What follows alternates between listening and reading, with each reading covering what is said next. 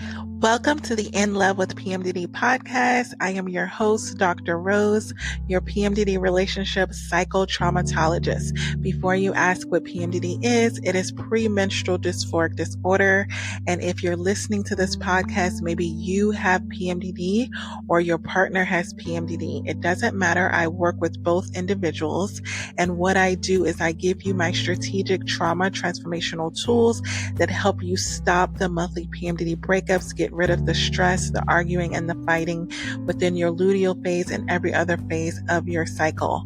You are not alone in this. I have personally been suffering with premenstrual dysphoric disorder for over 19 years, and I'm here to give you tools on how to stop the monthly PMDD breakups. We got this. I love you.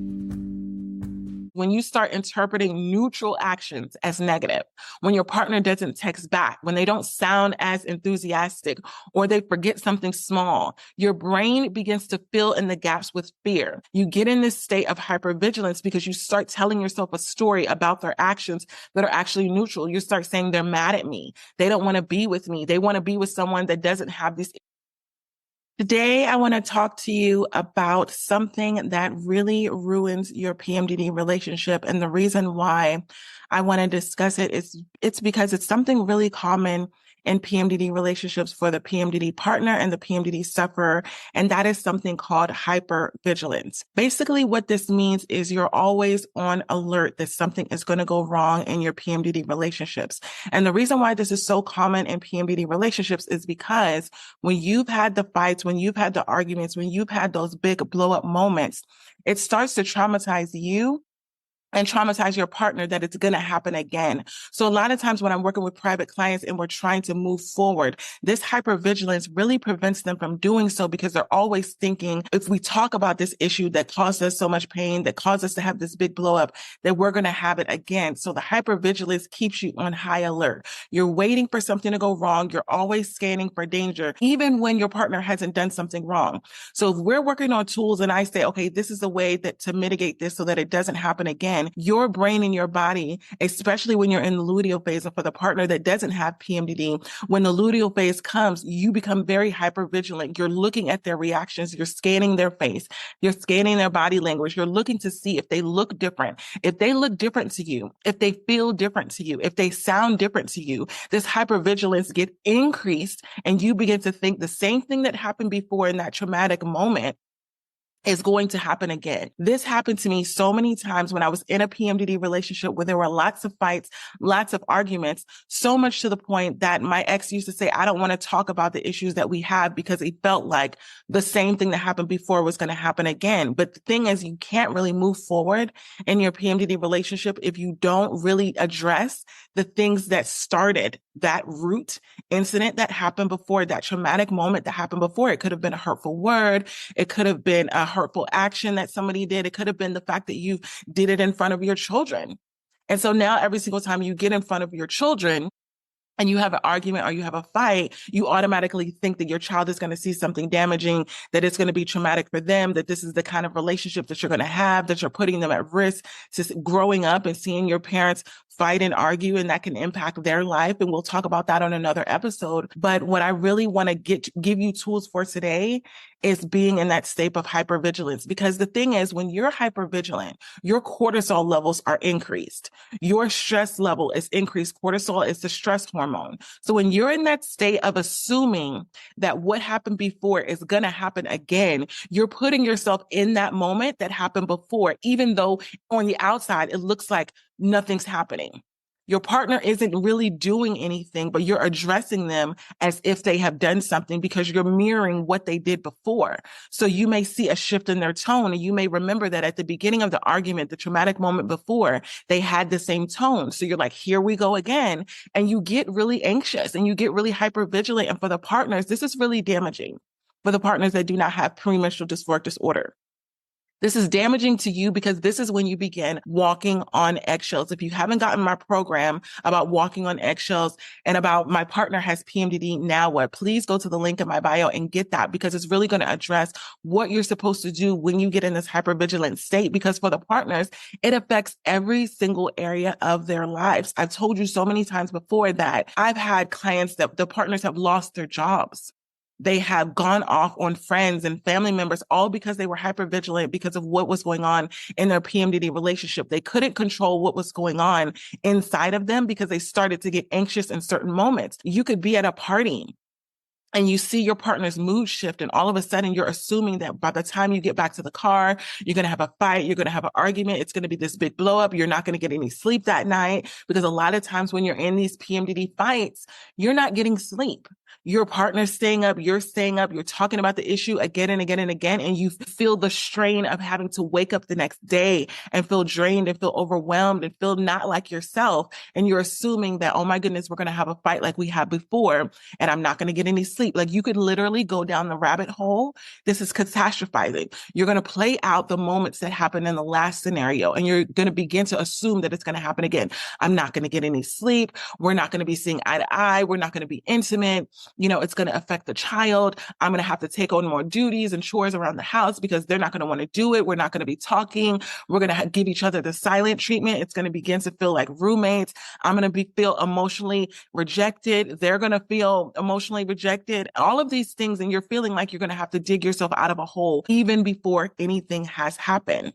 This is what hypervigilance does. So it's a constant state of emotional alert. All of your emotions are alert and waiting for something to go wrong, even when nothing has happened. So the thing about hypervigilance is exhausting. It's exhausting to feel like you're going to be in this state again. So many times, what really hurts partners and the sufferers of premenstrual dysphoric disorder is knowing that every single month you have the propensity for the same issues that happened last month to happen again. This is why I say, if you do not address the issues that have happened last month, you're putting yourself at risk for them to happen again, which is fueling that state of hypervigilance. Because if you haven't fixed the issue that you have with your partner, what's stopping it from happening again? If you had an issue, you had an argument, and you never came to a resolution, you never came with a plan, you never developed a tool, you never had counseling for that specific issue, what is stopping it from happening again? You have no guarantee that what happened before is not going to happen again in your relationship. And when you don't have that guarantee, when that hypervigilance starts to come up, you have nothing to tell it. When you get in that anxious state, when you get in that emotional state, you have nothing to counter that and say, oh, but I know that this is not going to happen again because Dr. Rose gave us these tools. This is the benefit of having my private clients, where we go on and we address each individual issue one by one, and I customize the tools for you. Because the next time you get in that state of hypervigilance, instead of feeling helpless, instead of feeling like you want to avoid your partner, instead of feeling like you want to avoid the issues and not talk about it and not have that fight and not have that argument, you are equipped with a tool that is specifically designed to help you and your partner that you have agreed to. When I'm customizing the tools for each one of my clients, I'm making sure that it's something that is customized to your personalities, to your lifestyle, to what is going on in your PMDD relationship. And you have agreed to them. So you have the ability to go to your partner when you're in that state of hypervigilance to calm that level of anxiety within yourself and your partner and say, hey, we know that we're both in this state where we feel like, it may happen again, but let's just use a tool that Dr. Rose gave us because we agreed to it. And then what that does is calms your nervous system down. It releases that pressure from your nervous system. It releases that pressure from your cortisol levels and allows you to come out of that state of hypervigilance. On the opposite side, if you have nothing to tell your PMDD brain, if you have nothing to tell your mind for the partner that doesn't have PMDD, if you have no proof and no fact that this is not going to happen again, you will stay in that state of hypervigilance. And the problem is it's not sustainable. You're going to begin to burn out mentally, physically, emotionally, and it's going to start to impact every other area of your life. So you're never going to be in this state where you feel emotionally safe. When you're walking on eggshells, you are not emotionally safe. This is for both partners. You're always feeling like there's something that you can say, there's something that you can do that can shift the mood. And if you have PMDD, it's especially tough because your brain and your body, when you're in your luteal phase, are already more sensitive. to the things that your partner is saying, to the things that your partner is doing. So you're already in that state of hypervigilance. You're already in that state of feeling like maybe your partner's going to reject you. So today we're going to unpack 10 ways that hypervigilance can ruin your relationship. And I'm going to give you the tools as to what you can do to counter that. And I'm going to explain to you how it triggers the PMDD stress and what you can use that's really going to help you stop getting into those stressful moments where you feel like, I don't want to talk about it. You want to avoid, you kind of want to retreat because you feel like that's your tool. And I know a lot of you are right there right now where you're feeling like, oh, the best thing I can do is just avoid having a fight. I remember so many times where I began to think that not talking about my issues was the tool to release that hypervigilance, because if I wasn't addressing it, then I wasn't getting into that hypervigilant state. I would just try to ignore it. But what PMDD does is it rips the blanket off of every issue that you have in your PMDD relationship. It doesn't allow you to ignore it. So if you've ever found yourself overthinking your partner's tone, how they're speaking to you, your partner's text messages, how they're communicating with you, assuming the worst when they pull away, maybe they're not texting you at their normal time. Maybe they're not talking to you at their normal time. And so all of a sudden you're assuming the worst and saying, oh my gosh, they're pulling away. They don't want to be with me. I'm such a horrible person. All of these things. Or you're really feeling like you're going crazy because you're overanalyzing everything that your partner is doing or saying. You're in a state of hypervigilance. You're not feeling like you're emotionally safe. You're always feeling like you're on edge. Your brain is scanning for danger. It's always keeping you stuck in survival mode. You're not in a place where you're feeling emotionally safe. And so you're feeling like you always have to protect yourself from where you've been before. You're literally picturing that traumatic moment that happened in PMDD or happened during a fight or happened during an argument. And you're telling yourself, I don't want to go back there. So you're feeling like you're going to do whatever it is that you need to do to not go back into that moment. And a lot of times the biggest thing that you do, or the most common thing that you do, is avoidance. But when you're avoiding your partner because you're trying to avoid a fight, what you're doing is you're diminishing the intimacy. There's no intimacy in those moments that you are diminishing that communication, that level of, hey, this is what's really going on with me. You actually don't really want to address it with your partner because you're thinking to yourself, what's the point? What's the point of addressing something that we're not going to get a solution for?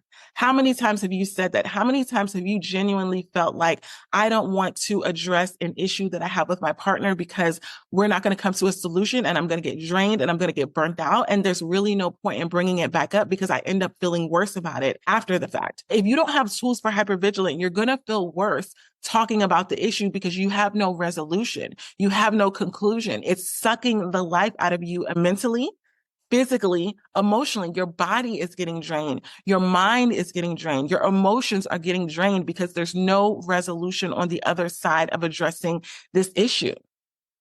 So I remember one time in one of my past relationships, I remember I was assuming the worst case scenario when it came to hurtful words. I had gone through this pattern of an ex saying really hurtful words to me, name calling, all of these things in the PMDD relationship. And I literally started to assume that every single time we had an argument, they were going to say something. And I knew how far the hurtful words would take me back.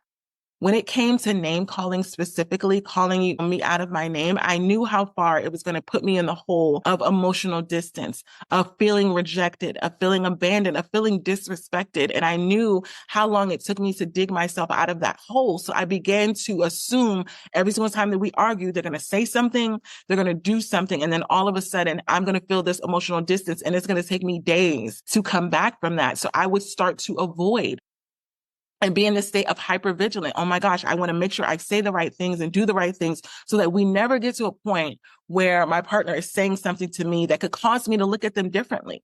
Because how many times has your partner said something to you or they've done a specific action and you start to look at them differently? You start to monitor their character. You start to have doubts and questions about whether you should even be with them. You start to doubt whether you're even happy in the relationship. There's so many things that your partner can do that makes you spiral over your whole relationship. And you don't want to be in that state because it's not safe for you to feel like you don't know if you really want to be with this person. And it's because of a specific action that they've done that really hurt you to your core. So I really want you to ask yourself, what is it that your partner can do or has done in the past that has put you on such a state of hypervigilance that you started to question your relationship? I said, for me, it's the hurtful words. I started to question whether I wanted to be connected to someone that was willing to call me out of my name, that was willing to disrespect me in that way. That did not feel emotionally safe for me. Your thing may be different. It may be a lack of support. It may be a lack of intimacy. You may be feeling starved for emotional connection. And you're feeling like, do I really want to stay in this relationship where I'm not feeling emotionally connected? Do I want to really stay in this relationship where I'm not feeling physically connected? Do I want to stay in this relationship where I'm not getting my needs met? You begin to question it. So you're in this state of hypervigilance. You're always scanning for proof that you shouldn't be in this relationship because you've had that moment where it's really hurt you to your core, where you felt so rejected, so abandoned, so verbally abused, and maybe it's even physical abuse. I have a lot of private clients where when they've come to me, it's because there's been a physical altercation that has escalated from not addressing prior issues. And now you got to that big moment and one of you have put your hands on each other, or one of you have physically, attacked each other, whatever that looks like. A slap, a strangle, or whatever. It's something where you've gone so far to where you've never thought that you would ever go that far in a relationship. And so now you're in that state where you're trying to repair it, but you're always looking back at that moment. And you're always assuming, well, what if they get triggered again? So much to the fact that they're doing it again. So the first thing is when you start interpreting neutral actions as negative, when your partner doesn't text back, when they don't sound as enthusiastic, or they forget something small, your brain begins to fill in the gaps with fear. You get in this state of hypervigilance because you start telling yourself a story about their actions that are actually neutral. You start saying they're mad at me. They don't want to be with me. They want to be with someone that doesn't have these issues. They're losing interest. So what you can do in that moment is you need to separate the fact from the fear. You need to break the cycle of assumption. Whenever you're assuming that your partner's action means something, you need to ask yourself, give yourself an evidence check. What actually happened? Name the thing that you're assuming that your partner is doing a negative action for. What story am I telling myself about what happened?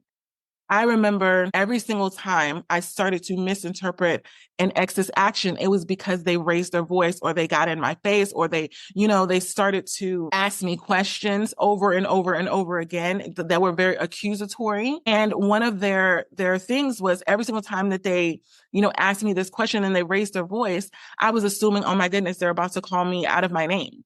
And it's going to become this big thing. And so I was assuming. I had to break myself out of that level of assumption and ask myself, okay, what is my partner actually saying at this moment? I'm not going to live in the land of what happened in the past. I'm going to live and address what is actually happening right now. And what happens is when you do that, you're breaking the cycle of hypervigilance because you're stopping yourself from being anxious about something that happened in the past and you're addressing what's actually happening in the present moment. If you keep going back to the past, your brain and your body are going to be assuming that you're back in that moment and you're going to be reacting as if that person is doing the same thing to you that they did before that was so hurtful. And this can even happen in from a previous relationship, meaning your partner, your present partner hasn't done anything, but you're remembering in the past where your ex used to, not be emotionally sensitive to your feelings. And so if your present partner is showing that sign, you're going to start addressing them and say, oh my gosh, here we go again. I have another partner that's not paying attention to me, that's not really studying me the way that I need, that's not really in tune with my emotions and what it is that I need. I'm going to be in another relationship where my needs are not going to get met. And so you're going to live in that land of hypervigilance, always looking for, I don't want to feel like I felt in that past relationship. So I'm going to do everything that I need to do in order to put myself in a position to where I'm not experiencing that again. But when you're in that state of hypervigilance, what you look for, you will find. If you're looking for your partner to do something that mirrors what happened to you in the past, you're going to find it because subconsciously you're going to be creating the reality of your past in your present relationship. That means you haven't left the past in the past. You haven't released your emotions from those traumatic moments in the past. You're always looking at your partner to make sure that they're not going to do to you what a past partner has done to you because you know how that made you feel. You know how that made you feel abandoned. You know how that made you feel neglected. You know how that made you feel drained. You know how that made you feel devalued. And you put yourself in a position where you're saying to yourself, I never want to feel like that again. So I'm going to make sure that I'm never treated like that again. So you start looking at neutral actions that your present partner is doing and assuming that they're negative, assuming that they're going to mirror what your ex-partner did. That means you haven't fully healed from what your ex-partner did. And so you're constantly in that state of hypervigilance where you're looking at your partner and saying, are they doing this? Are they saying this? Are they doing anything that my past partner has done? Because if they have, I'm out. Some of you are like all or nothing. If I see one sign of my present partner doing what my past partner has done, I'm out because I already know what that's going to look like. You're not giving your present partner a chance to show you who they truly are because you're mirroring what your ex-partner did because you're in that state of hypervigilance. You need to heal that core wound that your ex-partner damaged. That traumatic moment or those traumatic moments or that pattern of traumatic moments, those need to be healed so you can come out of that state of hypervigilance and start to feel emotionally safe to be open with your present partner and know that it's not going to happen again because you are with a new person. You have to break that cycle by giving the facts of who you are with, giving the facts of who you're choosing to be with and showing how they're different from the partner in the past that put you through those traumatic moments. And this is something that you have to do to continuously rewire your brain and pull yourself out of it because the default mode is your brain and your body are going to want to protect you from going through those moments that you went through in the past. They're going to say, oh, no, it's happening again. You need to let them know that you're not going to stand for this. You need to let them know that this is not going to happen again. And you almost get into this state of demanding a certain behavior. You will not treat me like this. I'm not going to stand for this. I'm going to only do it with this. You get in a state of demanding your partner to do something or not do something, and they haven't done anything. They're being neutral. They haven't done anything actually to damage you, but you're so stuck in the moment in the past that you feel the need to drill into your current partner. I'm not going to be putting myself in a situation where I was verbally abused or I was emotionally neglected or I was physically neglected or my needs weren't met. And you're telling them and you're telling them, and telling them, and your present partner is like, I haven't done anything. You're never going to be emotionally safe and able to fully connect with your present partner if you're treating them like they have the propensity or they have the ability to hurt you in a way that your past partner has done. You're not giving your present partner a chance to show you through proof, through facts of who they are and what they can provide to the relationship because you're so stuck in the past of what happened before and you're trying to protect yourself. And what's happening when you're protecting yourself is there's a wall up. And what that wall is doing is breaking the barrier of intimacy that you can have with your present partner where you can be emotionally safe with them. Or maybe you've gone to counseling with me and you've kind of tried to get past some of those traumatic moments and you've apologized and you've done everything that you know to show changed behavior. But because you're so stuck in the past, you're in that state of hypervigilance of assuming the worst anyway. Any specific action is going to take you back to that moment. So the next sign that you're in that state of hypervigilance is you're constantly seeking reassurance from your partner. When you're anxious, you might keep saying, are we okay? Do you still love me? Do you still want to be with me? Are you still in this with me? This temporary relief feels good for your partner to tell you, yes, I still love you. Yes, I want to be with you, but it trains your brain to rely on external validation of your partner instead of internal regulation. What I mean by that, your brain is starting to desire and need constant reassurance from your partner in order for you to feel emotionally safe. That's external validation. What this means is I only feel safe when I feel anxious, I can come to you and you can calm me down. You're training your brain and your body to be dependent on your partner to calm you down when you're in that state of hypervigilance instead of depending on internal regulation. What internal regulation means is when I feel it like I'm in that state of hypervigilance, I'm going to self-soothe, which is one of the things that I teach my private clients is you don't have to always go to your partner when you're in that state of hypervigilance and you're feeling anxious. You don't have to go to them and say, I'm feeling like this, because a lot of times it puts a lot of pressure on them to calm you down, to get you back in that state of emotional regulation. What you need to learn is internal regulation. Remember, emotions normally last 90 seconds. When you feel the urge to go straight to your partner during those 90 seconds, let the anxiety peak in those 90 seconds and then come down before you begin to speak. So oftentimes you're going to find that reassurance that you needed from within. You're going to be able to tell yourself the things that you need to calm yourself down. So one of the ways that I self-soothe, and of course, I have my PMDD Partners morning routine. that I do every single day. But when I need to self-soothe because I'm in that state of feeling like I'm hypervigilant, I literally remove myself from the moment. And instead of going directly to my partner, I go take a walk. That is my tool for calming myself down. When I take a walk, when I'm in nature and I put my headphones on and I listen to some music, I allow the thoughts to come to my mind. I allow the emotions to come out. I allow the fears to come out. I allow the questions to come out. I'm not stifling. I'm not ignoring it. I'm not avoiding it. I'm allowing myself to feel whatever I feel, think whatever I think, however ugly it may be, however scary it may be. I'm allowing myself to feel it so that I can get it out, so that I'm able to articulate it in a way to my partner to where they're not feeling like I'm accusing them of doing anything. So a lot of times when you're needing that external validation and you're asking them, are we okay? Do you still love me? Or do you this? Your partner can perceive that as being needy, as being clingy, as being insecure, as being jealous. It's all of these things. And it becomes a burden for them. It becomes really heavy for them because they're always feeling like they're having to get you out of that state of being hypervigilant. And it puts a lot of pressure on them because what if you're needing that constant reassurance at a time where they're not available to give it to you? You're calling them at work. You're calling them while they're doing something that they really need to work on. You're calling them while they're taking care of the kids. You're calling them while they're doing something else. And you're asking them to drop what they're doing to put the attention on you because you don't have the ability to self-soothe. I'm not saying that you can never go to your partner to get that external validation. I'm saying that should never be your only source in order to calm you down and get you out of that state of hypervigilance. Your partner should not be the only thing that gets you from that state of being anxious. For some people, you may need to take a nap. You may need to sleep on it. You may need to allow your brain to process what's really going on. To go back to the first tool, to address the facts of what's going on, not the stories that you've made up in your mind. So you can ask yourself, when you're trying to calm yourself down and get out of that state of hypervigilance, and you're asking yourself, oh my gosh, do they really love me? Do they even want to be with me? Look for the proof in your mind of what the things that they've said and done in the past to show you that they really want to be with you.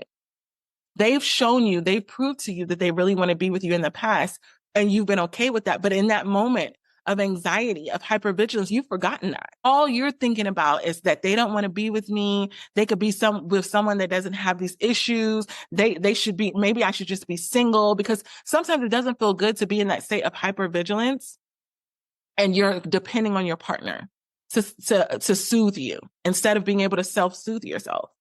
So the next thing that can happen when you're in that state of hypervigilance is you're focusing on the flaws of your partner instead of their efforts. This is when you start to nitpick everything that your partner is doing or not doing. And this is when you're starting to say, my partner's not supportive. I need to be with a more supportive partner. When you're in that hypervigilant mode, your brain becomes a threat detector. It is looking for all of the things that your partner is not doing. It is magnifying all of the things that your partner is not doing. You notice every little mistake and tell yourself a story in your mind about how you deserve better, how you've been in relationships in the past where this hasn't worked because they're doing this or all of these things. And you're overlooking the small gestures that your partner is doing to show you that they really want to be with you and that they deserve to be with you. I remember there was a time where my ex and I were going through so many fights, so many arguments, and I started to only look at the things that they weren't doing for me, only look at the ways that they weren't being supportive. And what happened is I was overshadowing a lot of things that they were doing. I was taking for granted those routine things that they were doing. Communication is very important to me in an intimate relationship. And when I was focusing on the things that they weren't doing in other areas and not being supportive in other areas, I was taking for granted that this person really communicates with me in a way that makes me feel emotionally safe. And I hadn't always had that in the past. So what I had to do was rewire my brain and not look at every mistake that they were making, not looking at ways that they were working on being more supportive, but they weren't quite there. I started to have gratitude for the ways that they were showing up. Like I began to focus on, I'm so grateful that they're a really good communicator. I'm so grateful that I wake up in the morning and we get to have a conversation in the morning and we get to have a conversation at night, because that's something that makes me feel emotionally safe. So what I want you to do right now is think about an action that your partner does that makes you feel emotionally safe, that makes you feel calm, that makes you feel grounded, that makes you feel close. The big thing for me was communication. And so I had to write those things down and say, my partner communicates with me every single day in these specific ways, and that makes me feel emotionally safe. That was my mantra. It shifted my brain from what my partner was not doing to what my partner was doing. Again, what you focus on, you will find. When your brain starts focusing on the things that your partner is doing to make you feel emotionally safe, you're going to stop feeling like you're in that state of hypervigilance where you need to get out of the relationship, where you need to break up, where you need to start addressing all of these negative things. And you can go to your partner and say, you know what? Thank you for communicating with me the way that you do. Or maybe it's how they take care of the kids, or maybe it's how they take care of the finances. Think about the things that your partner does that you don't have to worry about because they're there to take care of them. When you choose that moment of gratitude, it refocuses your brain to focus on what they are doing instead of being in that state of hypervigilance of focusing on what they're not doing. And the next thing that happens when you're in that state of hypervigilance is emotional distance. A lot of times when you're in a state of hypervigilance, you feel like a way to protect yourself is to pull back before your partner can hurt you. It's very subconscious. You're thinking to yourself, if I detach first, it won't hurt as bad. If I pull back from them, then if they don't text me, if they don't respond to me, if they don't communicate to me in a way that I want, then if they don't physically connect with me the way that I want, if they're not physically intimate, then it's not going to hurt me as bad because I'm going to be the one creating the space. If you know that your intimacy is a big problem in your PMDD relationship and you're not getting your needs met physically, you may begin to shut down physically with your partner because you're saying it may feel better for me to be the one that's shutting down versus them. You get in the bed and instead of reaching out to them and getting rejected, you feel like I'm going to shut down. I'm going to turn over. I'm going to get in my little hole. I'm going to get in my little cocoon because that's going to feel better to protect myself in that way than for me to reach out and try to cuddle. And then all of a sudden I'm getting rejected because my physical needs aren't getting met and I'm not going to feel desirable. I'm going to be feeling rejected. You're choosing to protect yourself, but what you're really doing is you need to understand that you're preventing connection. You're preventing intimacy. You're preventing yourself to get your needs met by shutting it down before it even starts. But you're creating that emotional distance as a way to protect yourself. So really ask yourself in this moment, what are the things that I'm doing to protect myself? What are the things that I'm doing right now as a protective mechanism that's causing distance, emotional distance with me and my partner? I noticed for me, one of the things that I used to do is put my phone on do not disturb during my morning routine. And I was a big proponent of this. I would keep my phone on do not disturb because I didn't want to be in a situation where my morning routine, where my emotions are most sensitive, where everything in me is most sensitive in the morning. So I felt like as a protective mechanism, my phone needs to stay on do not disturb. But what I was doing is I was preventing myself from opening up with my partner at the times where I am most emotionally sensitive.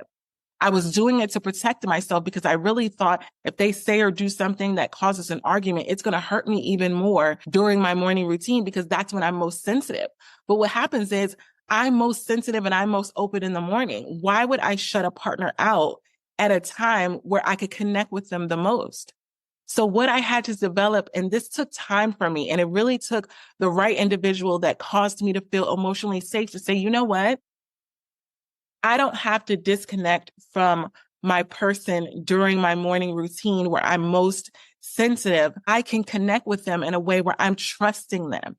There's a level of emotional safety that you have to have where you trust that the person is not going to hurt you, is not going to damage you, is not going to make you feel like you have some level of regret for letting them in your most vulnerable moments. My morning routine is my most vulnerable moment. And I used to protect that. I had this wall up where no one was going to talk to me during my morning routine. And I thought it was a way to not only protect myself, but to protect the person that I was connecting with. Until I began to open myself up during my morning routine. And there's been so much connection during that time. And there's been so much emotional intimacy that's been built because that is my time. Yours may be in the evening. where you're saying, I'm going to shut down and I'm not going to communicate and I'm going to go in my little hole and I'm going to have my routine that's separate from my partner because I don't want them to ruin my vibe. I don't want them to ruin my mood. I don't want them to get me in this place where I'm most emotionally sensitive, but you're blocking that level of intimacy. So you need to get yourself in a place where you can trust your partner enough to be emotionally vulnerable with them in those moments where you're most emotionally sensitive, because that's where the connection is made, because that's showing trust in them. I trust you to come into my space in my most emotionally vulnerable times, and I trust that you're not going to hurt me. That takes a lot of trust and a lot of belief. But when you start to lean into that level of trust, that emotional connection becomes so strong. It becomes so solid that you're training your mind and your body to say, we can trust this person. We can trust this connection. This connection is safe because I'm letting them in this most vulnerable moment. And I'm coming out on the other side and I'm feeling more connected. You're not feeling drained. You're not feeling like a level of regret. You're not feeling unsafe. You're feeling like this is my special time and I'm letting my partner in, and it's causing us to feel closer.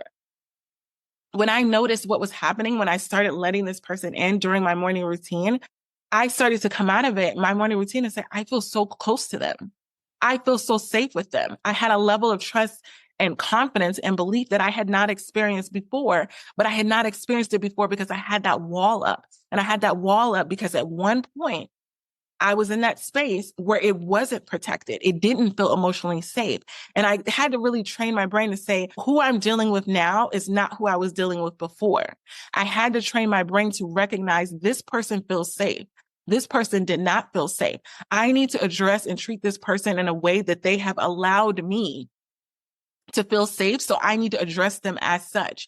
I can't say I was hurt before in my morning routine, so I'm never going to let anyone in during my most vulnerable time. I have to say, I want this level of emotional intimacy and connection with this person. So I'm willing to trust that they're not going to hurt me during my most vulnerable state. And when you get to that moment, the level of emotional intimacy and depth that you will experience with that person, it's so profound. It's so solid that whatever it is that you go through during your day, you're solidifying that emotional connection first thing. Or it may be at the end of your day where you're feeling like you're going to sleep, feeling emotionally safe with your person. And it's going to help every other aspect of your relationship and anything that you have to deal with. So the next thing that can happen when you're in this state of hypervigilance is you're assuming that their tone and their intent is different from what it is. Text messages and tone are the perfect way that hypervigilance can come in and ruin your relationship. You read they're sure that they're mad at you. But the truth is, a sure could just be a sure. My biggest thing, oh my goodness, is the thumbs up emoji. I cannot stand the thumbs up emoji because the story that I tell myself when I see a thumbs up emoji is like, okay, it's a very sarcastic, egotistical, just negative tone. So when I'm in that state of hypervigilance and I'm over examining a text message or we're having a conversation and they put the thumbs up, I really can start to misinterpret it and say, oh, so they're having an attitude with me, or they're discrediting my feelings, or they're in this place. I think that was perfect because I just got a call from the person that I was talking about when I was talking about the thumbs up emoji.